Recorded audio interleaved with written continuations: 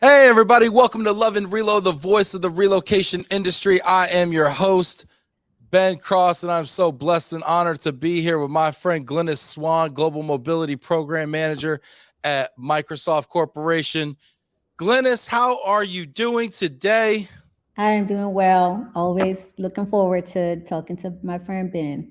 Yeah, it's good to have you here. It's good. Thank And it's so you. fun. It's so nice to have you on the show today because we see each other at NTRP. I see you online. I see Yeah. your LinkedIn posts. You're doing stuff at UTD. I'm doing stuff at UTD.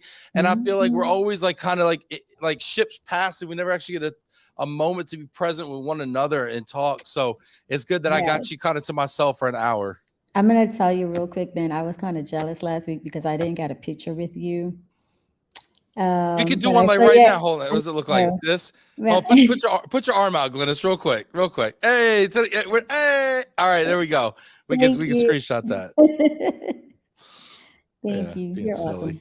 awesome. No, you know what? Yeah, well, you know what? From now on, we're gonna make a point to get a photo op. Hit that like if you're watching this right now. Hit that like button. Get in the comments. I want to know who you are, where you are. Give your company a shout out. If you've got questions for Glennis, Oh ask them. Lord. Oh, we're taking live questions. Oh, we're taking live Oh questions. my goodness. You know what? If there's a spot, we're gonna put you on it. That's what we're gonna figure out. I don't No, want I'm none. just kidding. Maybe I don't know, but Okay. no, we're gonna. Hey, look, we got people checking in here. Hit that like button real quick. Let people know. There we go. Adrian's here in Global HQ. What's up, Adrian? Super producer Adam's in the house. That's what's up. Adam's good people. You saw Adam at NTRP. Yeah. Love Adam. Adam's the glue here on the show. The glue guy. Nitson. So good to see Glennis. Oh, that's my buddy Nixon. Look at that. Nitson, are you over in the UK right now? Where are you at? Let us know. Rob Zeitz, hi from Air Inc. in Cambridge, Mass. Wicked smart, Rob. Hey. Look at this. We got questions. We got questions coming in early. Dawn Brandenburg. Oh. Early. I love it. Are you up for some questions? Can we take some questions, Glennis? Sure. What do you What think this was going to be? This is I going to be have questions. It's either me asking or them. So one of us is I going to ask these I questions. was prepared for your questions. Are you? I don't know. I don't know what the I don't know because I wrote my not own. okay. I'm just teasing. You know my Rick, anxiety is at like 100 right now. Okay. All right. some All right. reason I love doing that to people. I think I have a problem. I probably shouldn't like it so much. Rachel saying Sutter Sterling Lexicon from all the names from Denver. What's up, Rachel? Nitson's giving us all itinerary in London today and NYC next week. Okay. Thank you, Nitson. Appreciate you. Yeah, let's see here. Dawn's got a question. If you've got a question for Glennis or myself, doesn't have to be to Glennis, it could be to me. Yeah. I'm selfish. I'll take questions. Ask Ben. He knows Ask me if you everything. want to. Dawn Brandenburg says, so great to see Glennis. So far, so good, right? Yeah. What are some trends you anticipate in 2023? Oh my goodness, you're coming out the gate asking Out the these gate, hard off the rip with questions. the crystal ball. I do not have a crystal ball. I definitely think that trends I see in mobility, there's always a focus around, diversity, and, how we're really caring for the assignees that are going on assignment. We have such a broad variety. Different types of family structures and how we're gonna, maintain equity. I think that's a huge trend. Remote work or working abroad, it's not going away. I think that's even going to become a bigger trend in 2023. That's actually, a hot topic, at a current company. Everyone wants to work, abroad. Hey, I'm a dual citizen. I can go home. Actually, I am a dual citizen. I want to go home. Actually, I will be going home soon. But if I want to go home to work for 6 months, or a year, can I do that? Everyone wants to do that. Each company has their different policies that they're looking at, to determine if that's feasible. So I think those are two of the biggest trends I see for 2023. Yeah, thank you. With the remote work and Mm-hmm. companies considering that, Mm-hmm. what is that based off? Is that based off like what country we're talking about on a case by case basis? Is it Yeah. based off of, do I really care? Am I really checking? Don't I'm not looking, out of sight, out of Right. mind. And I think that companies are all tackling it, different ways. I've definitely seen some companies say, you know what, I don't care as long as you do the work. But those of us who have been in mobility for a long time, we know about those stealth assignments. We know how those tax impacts Stealth. Yeah. affect. Yeah. Do we even still say stealth assignment? I mean, I think you just blew their spot right now. Stealth assignment. And people were undercover. They didn't know. People undercover. So I have seen, where some managers are like, hey, I don't care. Like, if you just don't tell me, then I don't know, as long as you're working. But then you do have some companies, such as mine, that are they adhere to that you must be working in the country, in which you are paid. And so there's a lot of conversation about, well, can we just allow for like 30 days, or 60 days or something like that? But I think that, if you have a well-defined policy, and it has to be fair and equitable. Of course, it for the employees, they just see, hey, my friend Ben, is going to London, for 2 weeks. I want to go too. And they may not understand that Ben does not need a visa, or any other immigration considerations, because Ben has, dual citizenship and he can go there. So helping the employees to understand, I think, is, very critical, because everyone wants what everyone else is doing. Yeah, it's really interesting. People do, right? They see somebody getting one thing like, oh, Nitson's going to be in London, then New York one day. I want to do that. I want to go hang out with Nitson, Yeah. just gallivant all over the world, being fabulous, fabulous tech Yes. CEO or something. But Yes. no, it's interesting. We got people checking in. Hit that like button right now. Get in the conversation. I want to know who you are, where you are. Get in the conversation. Ask these questions. Dawn asked a fabulous question. I'm going to touch on another point you made there. But get in here. I want to know what questions you have. Scott Williamson says Ben and Glynnis sounds like a Hey, Scott. high-end ice cream brand. Oh, Ben and Glynnis. I like that. Yeah, like Ben and Jerry, but Ben and Mm-hmm. Glynnis. Yeah. I kind of like Ben and Glynnis even better. Kind of Ben and Glenn, Glenn and Glenn Bennis, Ben. Yeah. Glenn and Bennis. I don't know. We'll see. Scott from Cartwright Companies. Hey, Scott, shout out to Scott. Just got that new job over at Cartwright, by the way. Yeah. I used to work Good. with Scott. Yeah. Well, maybe. Hey, who knows? Who knows? We got Jamie Master checking in as well. Hi, Ben and Glynnis. This Ben and Glynnis thing might stick. Cheers from sunny and warm Mississippi. Ooh. Awesome. If you've got questions for Glynnis, let us know. Glynnis, you talked about the diversity angle as well as a trend. And I agree. It seems like it's just gaining more and more momentum. I've noticed something recently, and I want your thoughts on this. The way the way we are defining diversity seems to be changing, seems to be evolving. Right. And I'm not sure if I love it or not. And I wanted to know what your thought is on it. I'm seeing a lot of diversity of experience, diversity of, and I don't know. What do you think about it? Are we losing the point, or is this really valid? So that is so interesting because, have you heard of diversity fatigue? I've not heard of it. Okay, so that's like a thing now, right? Where it's a general feeling of like exhaustion, right? In response to questions around diversity, equity, and inclusion, right? Is And this your way of telling me that I'm giving you diversity fatigue? No. I'm just, No.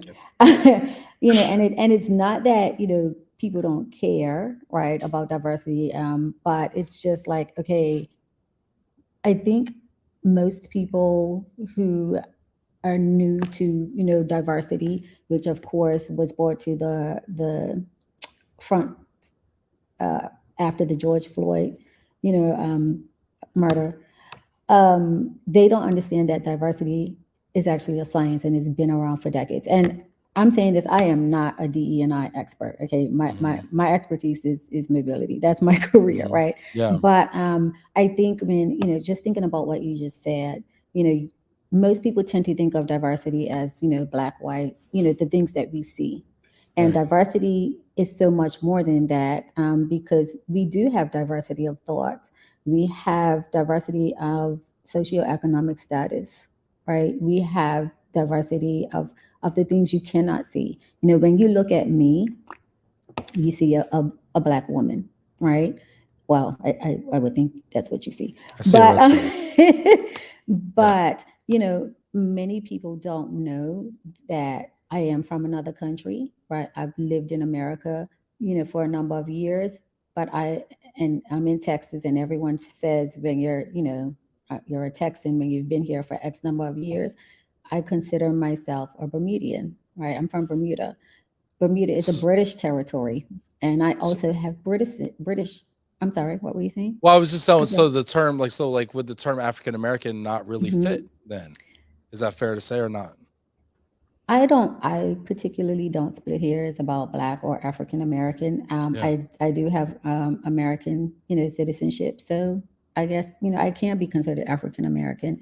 But it's not probably Um, what you would say first, though. You'd say I Bermudian or just say no. black, right? I just Yeah. say black. Okay. I do consider myself, like I said, American, but I also hold true to my Bermudian heritage, and I'm really proud that it's a British territory. So I drink tea. It has to be hot. I don't subscribe to Southern iced tea because I don't believe that tea should be cold, and Wow. then Shots fired early in the conversation. I mean, up until this point, this was not controversial. Everybody was tracking with you on the diversity stuff. hey, Everybody was tracking all the way up until you just said tea has to be hot. That's going to be the thing that's going to listen. cause the controversy today. I'm just kidding. My Totally tea kidding. has to be hot. I'm just Okay. kidding. No, hot I'm just tea's great. saying. But but those are some things that people don't understand. And then also, now Ben, even though I'm on your show, right? I'm on camera, my anxiety level is at like 1,000. Most people will never believe I'm an introvert. Okay. I don't like being in in the spotlight, and there's different ways that I think. I tend to think of myself as a processor, of information.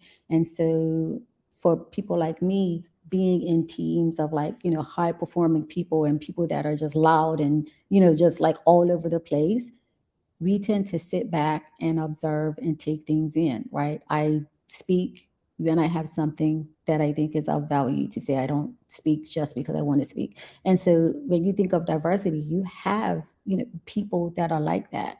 And so I think when you talk about diversity and evolving, I think we've always been this way, right?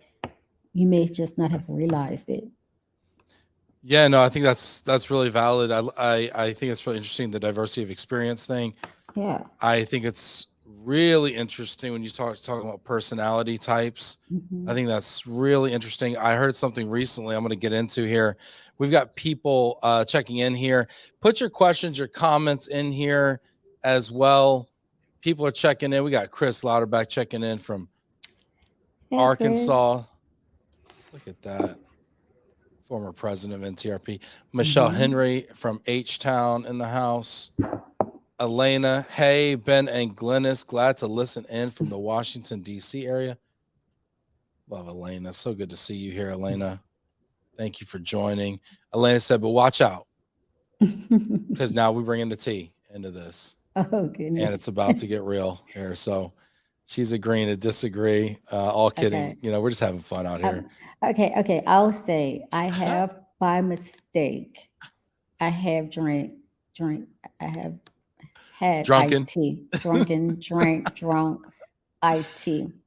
But it was like a peach tea, and I didn't realize it was iced tea until after I drank it, and I was like, okay, that was actually kind of good. Okay. All right. Okay, Okay. I just admitted that, right, on like your I just hope they national don't show. revoke your Bermudian status there. Are you even allowed to travel back to Bermuda now? You might get to Again, customs and they say, ma'am, we played back the recording and you drank a tea that was cold. You have no. to go back. That's funny. Cliff Bierman saying refreshment DE and I. Oh my goodness. We got people repping sweet tea in the house. It's That's so weird. I'll tell you, when I first moved to Texas and started going to conferences, and not just mobility conferences, but like any type of luncheon or anything like that, they always have iced tea on the table. yeah, And I'm like, well, what is this? What if I don't want to drink iced tea? And so the right. choice is always iced tea and water. Yeah. So I became a water drinker after moving to Texas, so I didn't have to drink iced tea. I mean, that's yeah. I mean, water's good for you though. Yeah, Water's good. Going back to the introvert thing, which yeah, I'm not an introvert. I know. Look at you judging me here. I'm not judging. I'm not judging. I No, promise. she said, I know. So I'm not an introvert. My wife and very introverted. So I was at UTD, and we're both a big supporter of the University of Texas Yes, at Dallas, and I know yes, you do some great things with students there, and I want to hear about that in a bit. But I was there yeah. last week, and we had a speaker. They had a speaker from Eli Lilly, Hmm. and he was giving a talk, and at the very beginning of the talk, it was on DE&I and just kind of what they're doing corporately and how they manage it from a large organization standpoint. But he did this thing where he put up this paragraph, if you will. He said, okay, everybody at your tables, count the T's, count the F's. Sorry, screwing Hmm. this up already. He said, count the F's in this paragraph. Hmm. And then, okay, what'd you get? Oh, we had 8 F's. Okay, what'd you get? We had 9 F's. We had 10. He's like, there were 13 F's. He puts it back up, highlights the F's. The F's that people missed were in the ofs. And he Hmm. said, why did you miss the F's and the ofs? He said, were they inconsequential? Were they quiet? Did you skip over them? He Yeah. said, who are the ofs in your organization? Hmm. Are there people that we skip over because they're quiet? Yeah. And are we missing out on what they bring to the table? And are we not creating an inclusive environment? And it was Yes. just like, Mind blown. I totally get that. I've seen things like that posted, on social media, and I am the person that will sit there and read. Like, if you give me a challenge and say how many F's, I actually go through and I will go through the word, like each letter, right, mm. and make sure that I am not missing anything. But that's the way my mind works, right? Because And that's I a think, valuable skill. yeah, I think I used to just think, I'm analytical, but I probably would have gotten the 13 F's, or at least 12 of them, but I would literally sit there and go through every letter to make sure I didn't miss anything. And when you say that about, who are you skipping over, the quiet people, um, to give you a little insight into myself, I think I am that person that roots for the underdog or looks for the people. I probably am the quiet person, right? But I look for my fellow quiet people, right? To make sure that if no one else is giving them the tools that they need, or resources that they need, that at least I can be that resource.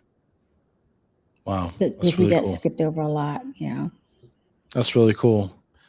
Well, and I appreciate, despite, being an introvert and everything and the, anxiety associated with it, I appreciate you being, well, in all seriousness, I appreciate you being here and giving a voice to folks like that, because I'm sure there's a lot of people who don't have the courage to do that and put themselves there, but yet you give probably a lot of strength and a lot of inspiration to a lot of people who feel the same way. So Thank we you. got people checking in here. Elena's saying your secret is safe with us, Glynnis. We won't tell the authorities about your Everybody tea. knows now. That's Yeah, fine. this is great. We got Heather Jameson checking in from Nashville at the TRC Spring Conference. This is probably the smartest thing Rob's ever said. He prefers his tea from Long Island. Oh, It's a okay. You it's a you drink. didn't say we were talking about alcoholic beverages. No. She's like, I'll one time I take. drank this peach tea and it was actually schnapps and iced I tea. maybe that might have been what it was, but I you didn't hear me say that. Yeah, that's I great. tasted peach. Was it at an NTRP meeting? Sounds like something we would do. No, it was not. It was not a work event. Rachel, yeah, Rachel saying I like the term social introvert. Have you heard that term before, Glennis? I have heard of Is that being a a thing? social introvert. I've heard of being an extroverted introvert, where you adapt to certain situations. And so I think maybe I might be a social introvert. And I just know that at some point of time, I'll probably get overwhelmed. And if you see people who are like in, large um, places with a large amount of people and they just go missing, that's probably me. Sometimes I promise you, sometimes I've just gone missing and just like hung out in the bathroom I, to get I away I from feel like people. you're preparing me to hang up on me mid call right now. You're like, yo, so if I disconnect, you know what it is. I promise you, I We're won't. gonna coin the term Bermudian exit here. Um, No. like it's always anyway. All right, let's see here. We got people checking in here. Hit that like button right now. Send Glennis some love out here and get in the comments here. They're saying thank you for sharing your truth. Also appreciate the thoughts on the trends and other questions. Yeah. Another question: cost savings are inflationary measures. What have you been seeing in the mobility industry this year thus far? Oh, that's a great question. Oh my goodness. Yes. Everything is about cost savings. And especially if you've been following the tech industry, with the obscene amount of layoffs and things that are occurring, I hate to say cutting costs, but it is what it is essential. And when you have a big program, that you're responsible for, you want to provide that best in class service, right? When you think of the big corporations, you think of the Microsofts, you think of Googles, and you think of these corporations, and everyone believes that these companies have like a bag of money or a money tree just growing, on the campus somewhere, and the money's just ever flowing, and it's not. Um, we're held to standards just like everyone else. We have budgets that we have to adhere to, and sometimes they say, "Hey, we need to take $10 million off of your budget," right? I would not know what to say if somebody came and say, Ben, we need to take $10 million off your budget. Right.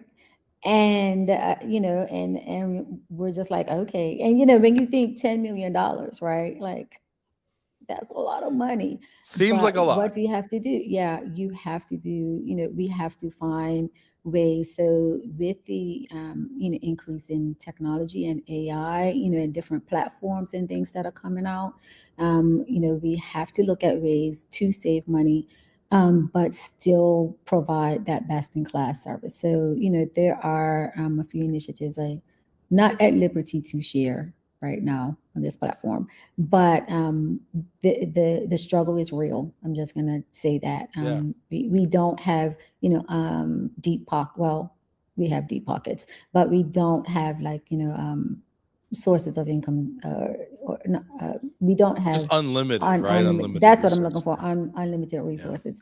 And I think as suppliers, and vendors, you can understand that, but employees also need to understand that, right? They feel like, hey, I'm relocating with this company, they should be able to put me up at the Four Seasons, or something like that. And it's not going to happen, right? Think interns. So a lot of people know that, I've managed the intern program, and it's huge, right? And I'll tell you, these interns today are not the interns of not even 5 years ago, right? What do they They want these want days? they want wood floors, like they want stuff that They want wood floors. These interns. Is my you wife know interning at Microsoft? Wood floors? they What are they want. sleeping on the wood? I don't know. I don't know what that has to do with with your internship, but they want all sorts of things, and they want ocean views, and just all this stuff. And we're like, you're coming for an internship, like you're going to work. We don't have $500 a night that we can spend on your lodging.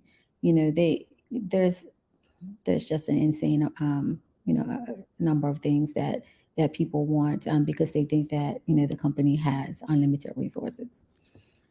I mean, you can put interns in the wood floors with the ocean view. If you It's put the 8 of them to a room, you could well, do that. I'll t- well, and then they don't want that. They all want separate rooms.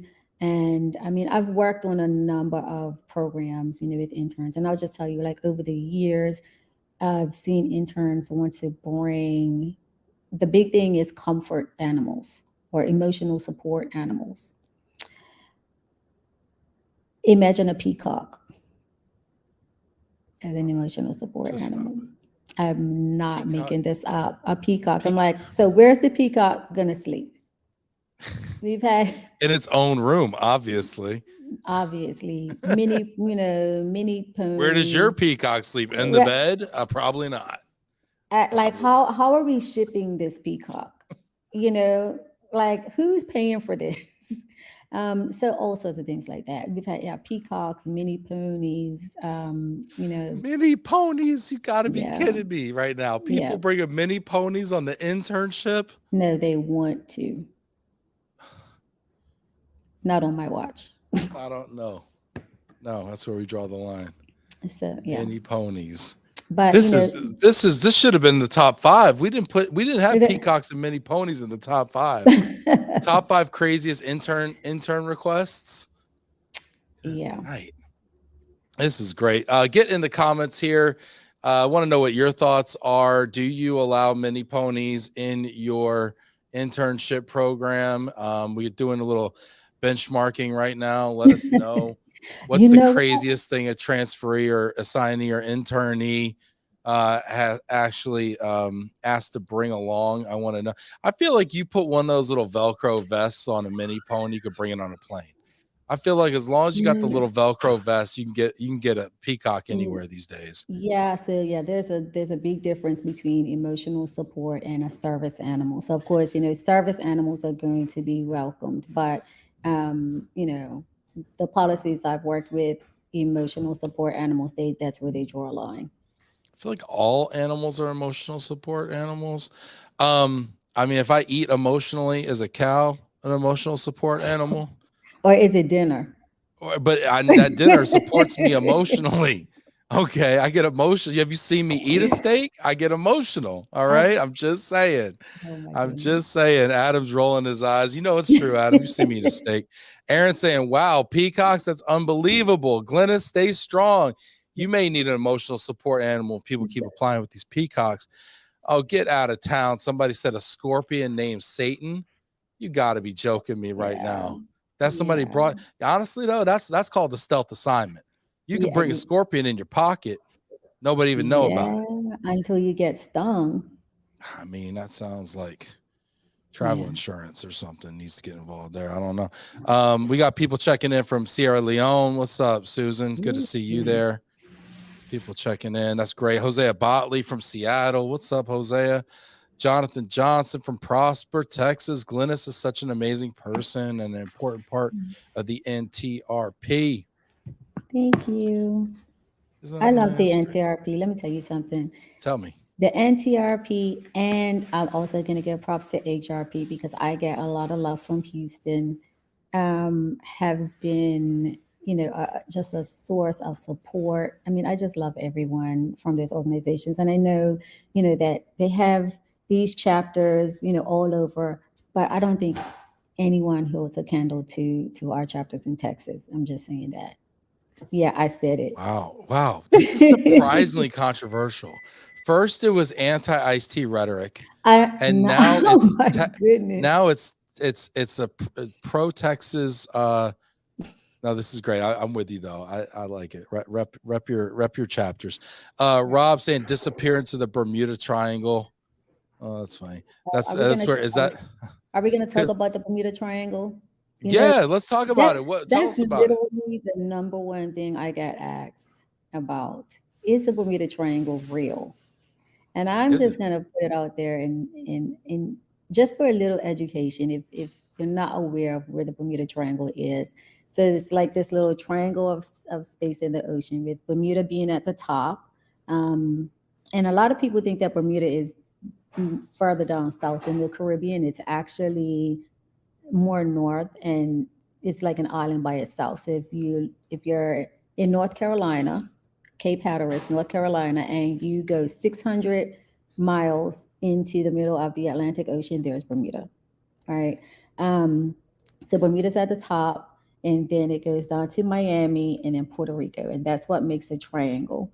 And it got stuck calling the being called the Bermuda Triangle because Miami and Puerto Rico were like, "Well, you're not naming it after us," Can't be the and Miami Triangle. yeah, and yeah, because that's damaging to their relationship. And so poor little Bermuda, we didn't know that this was being named, and so it got stuck being named the Bermuda Triangle. You got to Now, always name it after the other country. You can't take any ownership, United States. at all, right? No accountability. But long story short, I grew up, just swimming in the ocean. It's a very small island, 22 square miles, 65,000 people, right? So I live in Garland. Garland's bigger than Bermuda, to be honest. Wow. Um, and Wait. By population, right? Not by area. How big is it by area? but Bermuda is about 21 square miles long. Oh, wow. Yeah, I can walk from one end of the island to the other in like That's a 6 heck hours, of a and walk. I've done it before, and actually, I'm doing it, in a couple of weeks, for charity. Oh, I'm nice. going home in a couple of weeks, and I'm gonna participate. There's a charity event, and we walk from one end of the island to the other. All right. Nice. So, Sounds yeah. lovely. What's the charity in support of? They actually support like 6 different charities. Oh, you know what? They sent me a link. I should send it to you if y'all want to Yeah, donate. send it. Send it. We'll put it up. I'm sure there'll be people that would donate. We got people checking in on Yeah. LinkedIn. We got people on Facebook. We got people on YouTube. Hit that like button while Glynnis finds that link right now. Send it over to Adam. Uh, Adam will put it up. I will. But And while you do that, we're gonna look up all of these people who have beef in the comments here. Rachel saying, What about Bam? Got no love for Bam, got no love for the Bay. I've not been to that one. They've not invited me to anything. Yeah. They're a very insular group, They're just like, hey, we're Bam. You either know about it or you don't.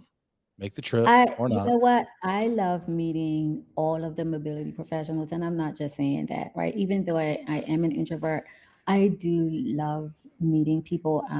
I love cultures, and I love to know about what people are doing, and I think that's why I love being in mobility because I meet so many different people. Now, when I go into an event, I probably am not going to be the first person to walk up, right? I'm not going to be a Ben. I'm probably a wallflower, compared to Ben. But I truly do, like meeting people from different areas and learning about what's going on in their neck of the woods. Yeah. Well, in fairness, I don't actually walk up to people. They're just in my way when I go to the bar. Oh, okay. So I'm going to the bar and I bump into people and then I have to shake their hand. Otherwise it's rude. And then I go, so that's kind of the way that works. So to be honest, it's just how often I go to the bar. I don't actually, yeah, it's just, it's weird. It's just, it's for me. Rachel saying, no, that's not what Bam's about. I know. I'm just kidding. Bam's great. Bam, in all fairness is one of the top, if not the top, one of the top regional relocation Yeah. councils. Actually, you know what? I think I have been invited to a BAM event by my You just dear did. friend Klaus. Yeah, do you know Klaus? Klaus, yeah, I know Yes. Klaus. Is it German? I know Klaus. Yes. He did invite me to BAM, but I think I had a conflict that year. Well, So Rachel's inviting you in 2023. It looks like there. thank you, Rachel. And Michelle's repping. Yep. We're just having fun over here. Everybody knows that. We're just having fun. Fantastic. Loving that. And yes, please let us know with regards to the charity group question. Okay. Yes, me again. Let's see who yes, me again is. Dawn, yes. What are thoughts on ESG this year? Are there enough initiatives within the mobility industry or not enough? Too much focus or not enough focus on ESG right now? What is ESG? I'm looking at All right, this Dawn, in the throw chat. ESG. So let me Google that. It's like sustainability and all the different, governance. Oh. That's why. My Okay. room. So Somebody please not help me out here. I'm going to be honest, right? Totally Yes. transparent. Not really my remit. Well, I Personally, got to use that. Not I my have. remit. It's not my remit. I'm not going to speak on things that I am not an authority on. That's literally the Um, premise of this show, though, Glynnis. In fairness. well, I'm sorry. I don't make up stuff. I know that sustainability, is a big focus, for many organizations. As you can imagine, my organization is huge, and our programs are broken up, among a huge team. And so I'll be totally transparent. The whole sustainability has not been my major focus. So I don't want to, talk out of turn, on that topic. I'll No, be I got totally you. honest. Yeah. I got you. I think I muddled through the definition and I'm getting yes correct. Okay, I'll take it. I'll take yes correct. I got a question actually coming in here. Hit that like button. Get in the comments here.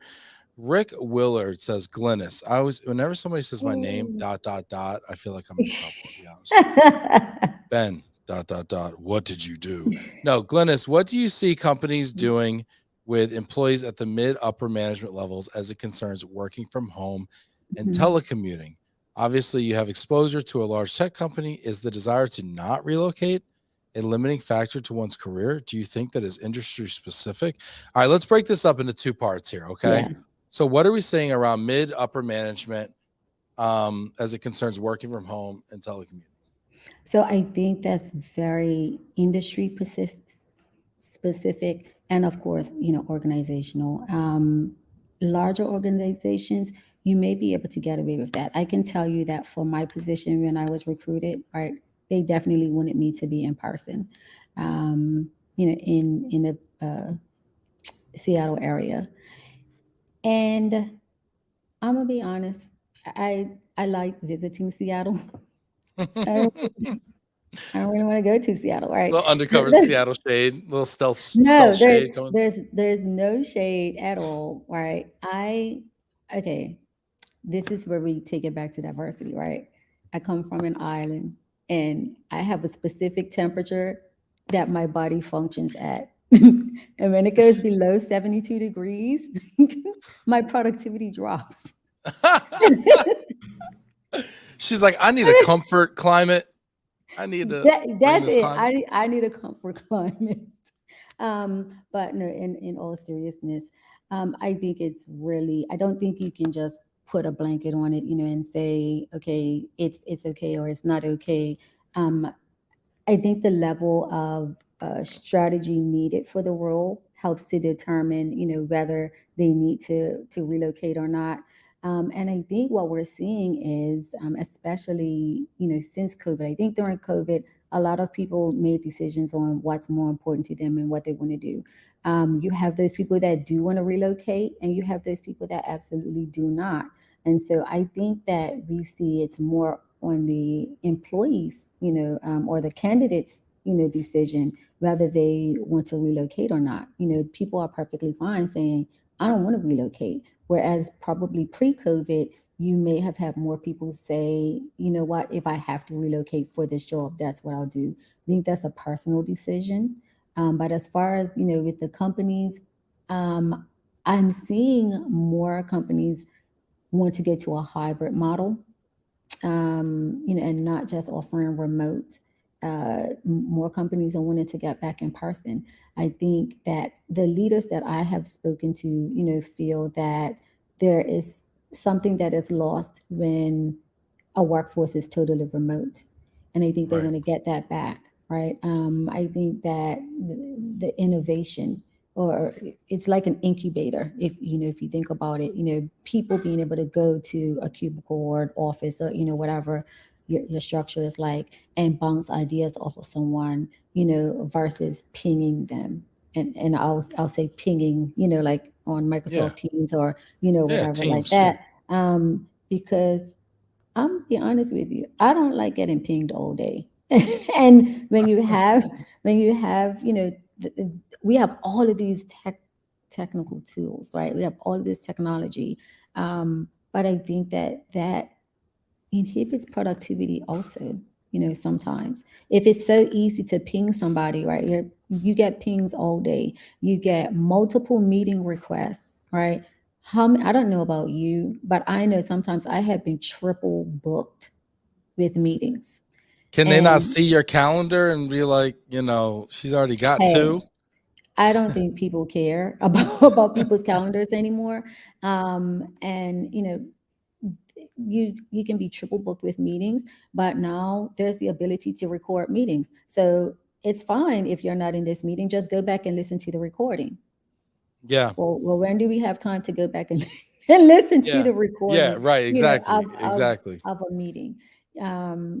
So I feel like I there's feel that. like I feel like that's where AI comes in.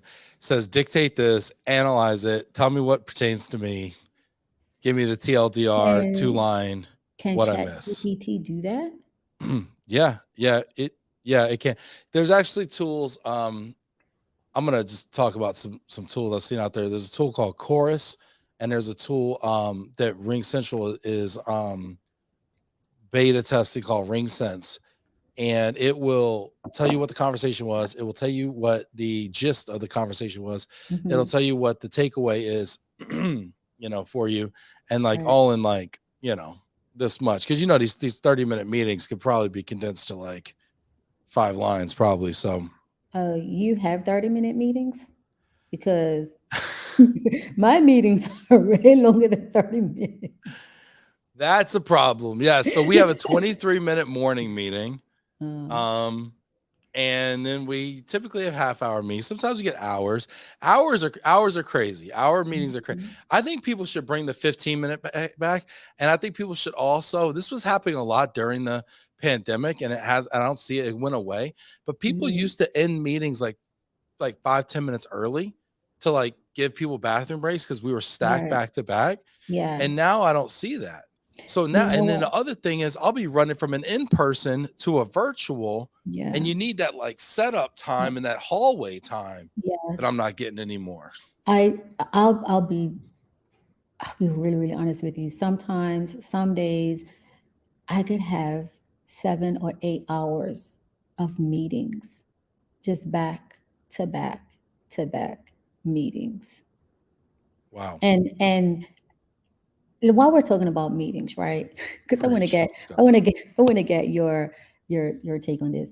What do you think about the meetings before the meetings, to plan the meetings, to set the agenda for the meeting, and then you have the meeting, and then you have the meeting after the The meeting? meeting after the meeting. Yeah. All right. Bet. All right. All right. I'm glad you asked. Okay. So I think the meeting before the meeting, I Mhm. don't like having meetings about meetings, but Right. I like having meetings before meetings. I'm Right. gonna tell you the difference.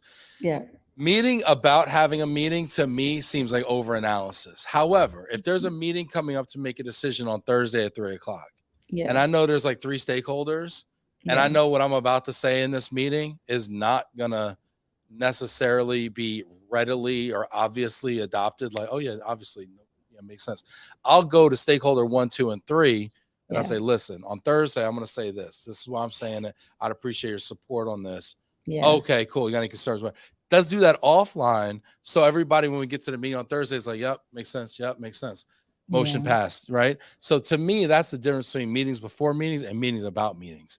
Yeah, I'm all for that, and for the productivity, in meetings. I also believe that, sending out an agenda prior to the meeting, and I don't mean like 5 minutes prior to the meeting, like send the agenda at least the day before the meeting so that people who are attending the meeting have time to absorb that, so that the introverts, like me, or the people who process differently, right, have time to understand what's on the agenda and be able to make, valuable contributions. Yeah, that makes a lot of sense, and especially it's an inclusive practice Yes, it because is. people like me have no problem opening their mouth Right. when they don't know what they're talking about. So we'll just go in there and wing it. My wife says, "You got 7.5 hours of meetings. How do you prepare?" I said, "I don't. I've been preparing my whole life. I just get in there, open my mouth, let it go." And she's looking at it as an introvert, like, "How would you? It takes me an hour to prepare for an hour. Me, how would you ever?" I'm like, Yeah. "Prepare." So no, that's a really Yeah. good point. I like to prepare for meetings. That's great. Nitsa saying yes for shorter meetings. I love it. Lynn is like totally using not my remit from now on. I don't know where I got that from. What is it? On nonsense? What it nonesis? Nonesis? Lynn, tell me what that means.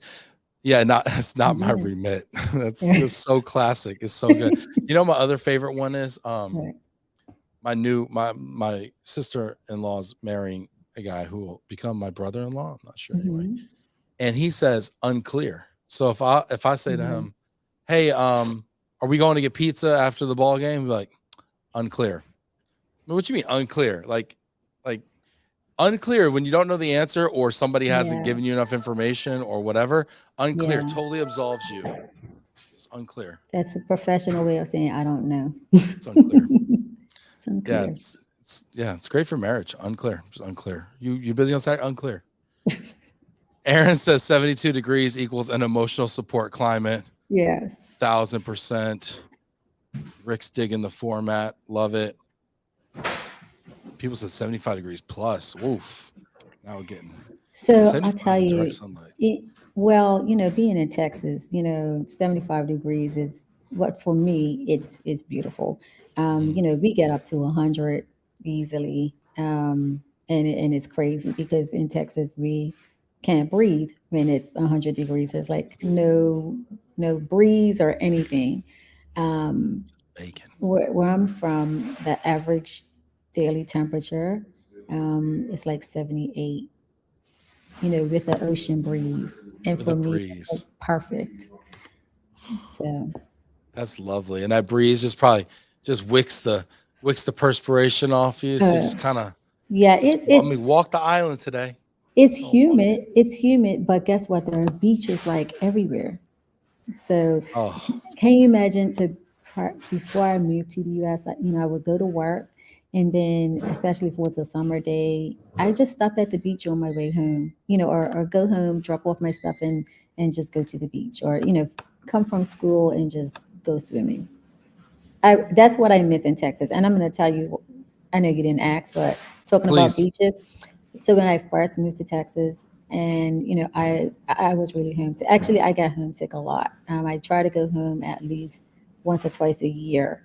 And someone asked me what I miss most, and I said the beaches.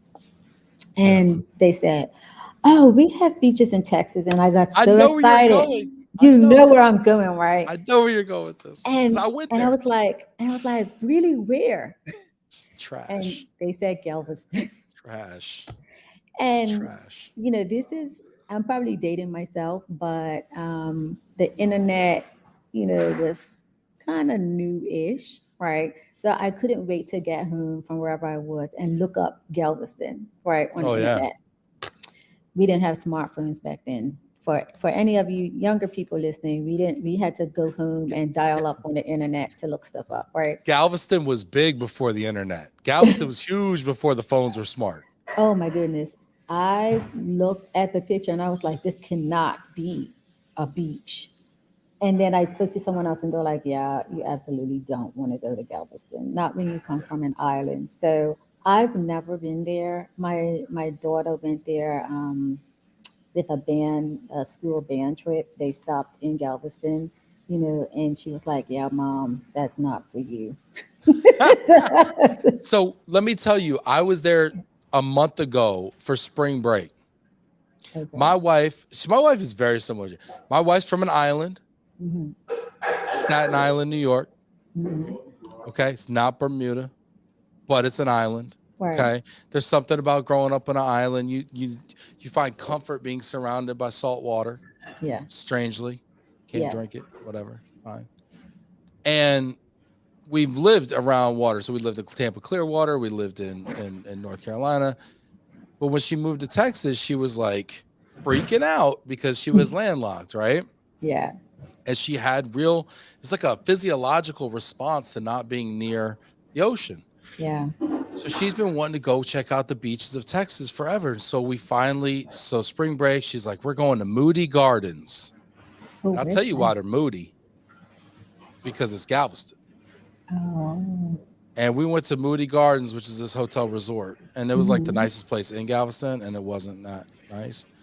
And we went to the beach, and like they were having riptide warnings, like these waves were coming in hard, like it was a crazy scene down there. It was a real crazy scene. I would not recommend it. I'll be honest with you. I mean, I think Texas is amazing. I think Texas is top notch in pretty much every category, but Yeah. that beach situation is really, really suspect. So I'm gonna get a lot of hate yeah. mail for this. I could tell. No, Okay, I think we're just being, we're just talking about stuff, just right? talking about I'm stuff. going to tell you, I'm a beach snob. I need water that I can see through. I live near a lake, so I get to, see some water. So I live near Lake Ray Harbor, but Yeah. I'll never go into Lake Ray Harbor. Are you not a lake person? Do lakes kind of freak you out a little bit? Absolutely not going in a lake. I need to see what is in the water, and I've watched too many horror films with people being in the lake and alligators and stuff being in the lake. I'm not going in the lake. Okay, fair, fair, fair. And my wife's Yeah. the same way, right? Because there's lake people and there's ocean people. Okay, I'm it's I'm an 100%. ocean person. I'm an ocean person. Right. And even with seafood, I like ocean seafood. Sure. And lake people would Yeah. say, "Yeah, have you seen Jaws? Have you seen the Meg? I mean, these are Okay. salt creatures. Jaws does not come onto the beach. They don't come to Bermuda. No, they do. There are sharks in Bermuda. I've not seen a great white. I'll tell you this. Growing up, my best friend, her father was a commercial fisherman in Bermuda, and so we would go out with him sometimes on his boat, and he would go deep sea fishing, and we would just jump overboard. I would never do that as an adult. I don't know Just what possessed me to deep do sea that. fishing. So Yeah, it's just in the miles deep. middle of, So like, literally in the middle of the ocean, and we would just, jump overboard. I remember one time this giant, sea turtle came and was swimming. We're like, hey, it's a turtle. And now, I think back and I'm like, what the heck were we thinking? Like, there are sharks, other things out there. But I don't know, we just have fun. I want to know from everybody watching right now. I really want to take this poll here. I want to know: are you a lake person or are you an ocean Ocean person? person. There's two kinds of people out there: lake people and ocean people. And lake people are like, "Oh, let's go to the lake," and ocean people are like, But "No, I need that beach life." Like, and these people, they don't go both ways. These people are one way or another. yeah. So I'll go to the lake and sit on the side of a lake. I've been to places in East Texas, people who own homes on the lake. And I will probably do that. If I would probably buy a home on the lake. I probably just won't go swimming in the lake. And I'm sorry, yeah, right. And it's nice to have dinner next to the lake, although Yeah, there's a lot of mosquitoes next to the lake, but there's a lot of yes. sandflies next to the ocean. Check it out. And then there's a third type. Rob, see, this is why Rob's on here. I can't get by with nothing. Because Okay. Rob's right. There's a third kind of person. There's a pool person. Oh yeah, I'll do a pool too, Yeah, I think you but got it with not Texas. not heavily chlorinated though. Are you a saltwater pool person? Um, Probably. I mean, I like any pool, but Okay. if it's too much chlorine, it kind of burns my eyes and stuff. So that's the only thing I really don't like about pools. But yeah, I won't turn down a pool. I'll probably take a pool over a lake. All right. So, Elena's saying I'm a River Creek person. oh, I don't do Elena, creeks. There are Elena, frogs in Elena, creeks. Elena, I hate to tell you, you're a lake person. Yeah. You're just like a more exciting version of a lake person. Now, Ben, when we began this discussion, we talked about diversity and inclusion. So we cannot judge. And if she feels that she's a River Creek person, then we'll allow for that space. Fine, Glynnis. Elena, I take it back. You can be a River Creek person. Thank you. See, I There will are we're advocate. we're not binary bodies of water people here, I guess. There's a it's a spectrum. Okay. Bodies of water Yeah. are a spectrum. Yes. Oh my goodness. Rob says I like pools more than oceans, more than lakes. Okay. Adam says if I can't see the bottom, I ain't going in person. Right. And you know what? There are levels to the oceans, right? Because I am an Atlantic Ocean person, right? I've been What? on the Pacific coast and I'm not getting in that water either. What's the difference? The Atlantic Ocean is warmer and clearer than the Pacific Ocean Mm, and the Gulf, actually, when you want to talk about that.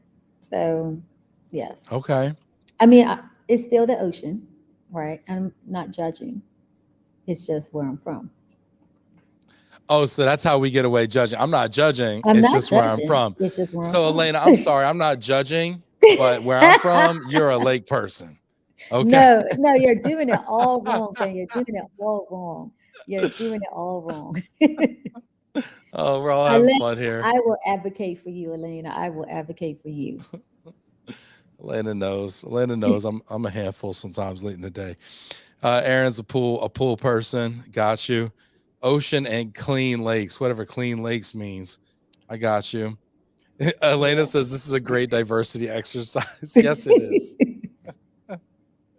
This is great. Oh my goodness. You know what? I want to get into it. Let's have some fun. You want to have a little more fun with me, Glynnis? Sure.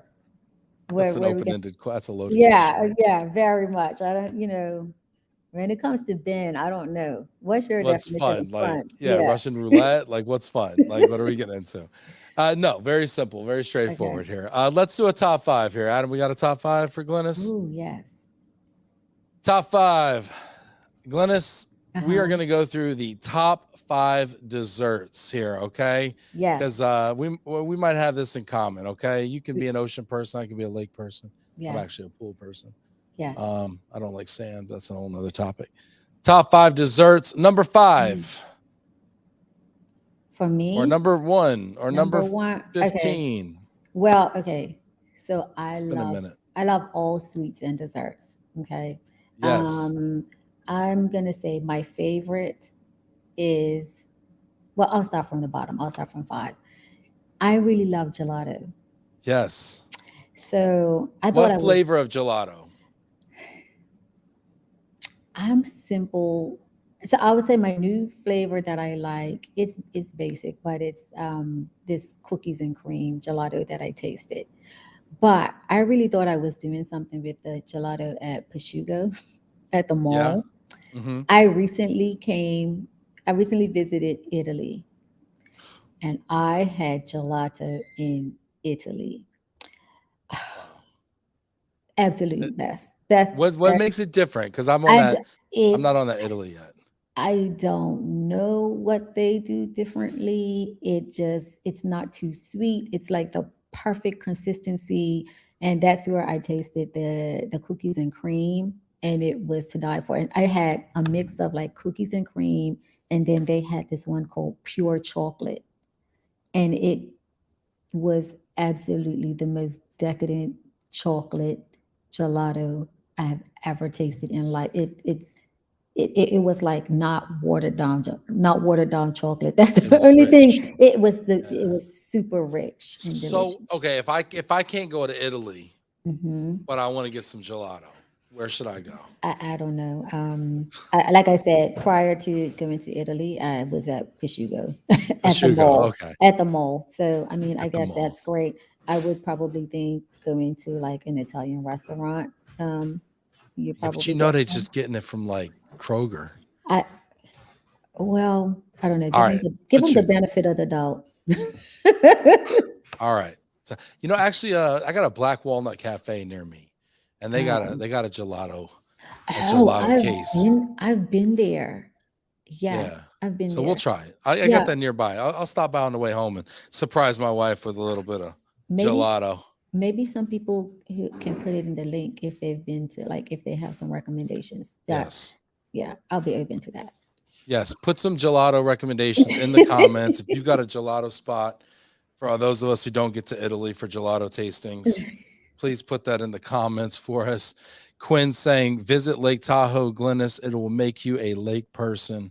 Okay, I'll do that. I don't know when, but I will. I'll Sounds put that good. on my list. All right. Number four. Or okay, so I like all sorts of pies and cakes. But I think one of my favorite pies is lemon meringue pie. Ooh, I like a good homemade lemon meringue pie. All lemon meringue pies are not created equal. And having made one from scratch by myself, I have an appreciation for home baked, lemon meringue pies. I need the meringue to be a certain thickness and a certain crispness or brownness, on the top. Yeah. Um, you know, that I You love. gotta, I love it. yeah. You gotta whip those peaks, and then what? You Yes, gotta toast. You using a torch to toast that thing, or what? I have in the past. Yeah. And Yeah. I'll tell you, when I made the last time I made lemon meringue pie, I didn't have like a hand beater. I beat those egg whites by hand. And Wow. that was why that was the last time I made lemon That was meringue the last time. pie. You beat, and you say the egg whites. That's the meringue. You beat the Yes, meringue that by hand. yes. Yes. Wow. Remind me not to fight you. Yeah. And then how many lemons did you have to squeeze for that pie? So you squeeze lemons, but what people don't realize, you also use the zest. So you have to grate the lemons. And I mean, it was just a pie just for my immediate family. So it weren't. It's not like it was a whole ton of lemons. Um, but Well, yeah. next time you make a lemon meringue pie, I'd like you to come to McKinney. We'll come on the show. We'll Okay. taste it. It'll be amazing. I'd like I'm, that very much. I'm All right, not I'm not committing to that because I'm being recorded. number 3. Okay, so I said cakes and pies are my favorite. I love all sorts of cakes. My favorite cake is a pineapple upside down cake. Describe this for me, please? So there's cake on the top, but on the bottom there's pineapples. So that's why they call it. And the pineapple is on the bottom of the cake when you Yeah. bake it, and then when you flip it over, right, it's on the top.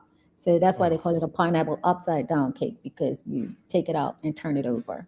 Um, so you kind of have to have some skill when you're baking it, so that it doesn't fall apart and the pineapple's not stuck to the bottom of the tin.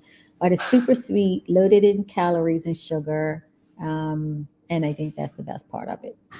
amen. I love And that. I love pineapples. Pineapples are one of my favorite fruits. Would you send me a recipe? Is this like, are you able to share this recipe? Or is it a family secret recipe? I don't. I don't really have a particular recipe. I kind of just like make stuff from my head, so from memory. I guess I should get better about writing that down. My daughter tells me the same thing. Well, whenever I do that, my wife gets mad at me because it doesn't taste Uh, right or something. Or it tastes good one time, it doesn't taste good the next time or something like that. So, I was I'm not going to say classically trained in baking, but in high school, I did a food and nutrition course, which I think most people call it like home ec. But we were like super intense about home ec in Bermuda, where we took like exams, on it. And so food and nutrition, it was very important to me, in learning how to bake things.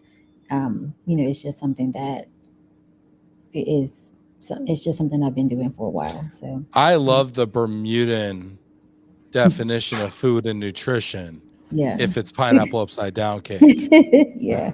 I could get with that. I really could.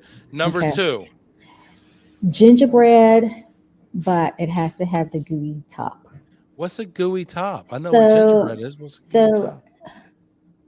where the I don't like cakey type gingerbread. I like it as I don't it's hard to explain. So it's not like super gooey where you're pulling it apart, but it's like a moist. The top is moist. So when I Um, think gingerbread, I think almost like mhm. a cracker cookie, No, a no, no, no, gingerbread no, man. no, Like, no. Like a you catch ginger, me? like You catch a loaf of gingerbread. I don't know. Maybe this is a British thing, but Is it like a fruit cake, kind of like a no, coffee cake almost? Like, yeah, but it doesn't taste like fruitcake. So it's oh literally gee. like a loaf of bread, but it's like a cake. Can But they somebody call put it a link to this in the comments? I want to know what this is, and please. and I only bake that like during the holidays. Okay, because Then, ginger, those spicy kind of cakes, yeah, spice cakes. yes. Yeah, makes sense. Okay, Um, all right. Let's see. Number one, one here. number one, I've not been able to replicate, but it is my grandmother's apple pie. Um, I know there's a million other desserts, to choose from, but at the end of the day, I guess that's where my American heritage comes in because, like they say, like old fashioned apple pie. That's just what I like. If I come across a good apple pie, then I will stop what I'm doing to eat that apple pie. And I guess I'm biased towards my great grandmother. I think she made the best apple pies. I would come home from school some days, and every day, oh my God, you would have loved my grandmother, Ben. Every day when I came home from school, she had some freshly baked goodie for dessert. Wow. So whether it be God cookies, bless. gingerbread, and my favorite, and I guess it's like my favorite memory of her, is when she made apple pie. That's And so, beautiful. yep. I love it. My grandmother used to make a pecan pie, and that was she had pecan trees in Texas here, and Yeah, we go around, we pick the pecans, put them in paper sack, brown paper bags. We'd yeah, sit at the table, we'd shuck the pecans, and then she'd take those with some Karo syrup and a pie yeah. crust and just put together a pecan pie that just touched my heart. Aren't those So the best memories? they are. Yeah. Yeah, it's beautiful. Wow, Glennis, we've gone over for this is I I'm believe. sorry everybody got kind of wrapped up there at the end a little bit and got a little nostalgic.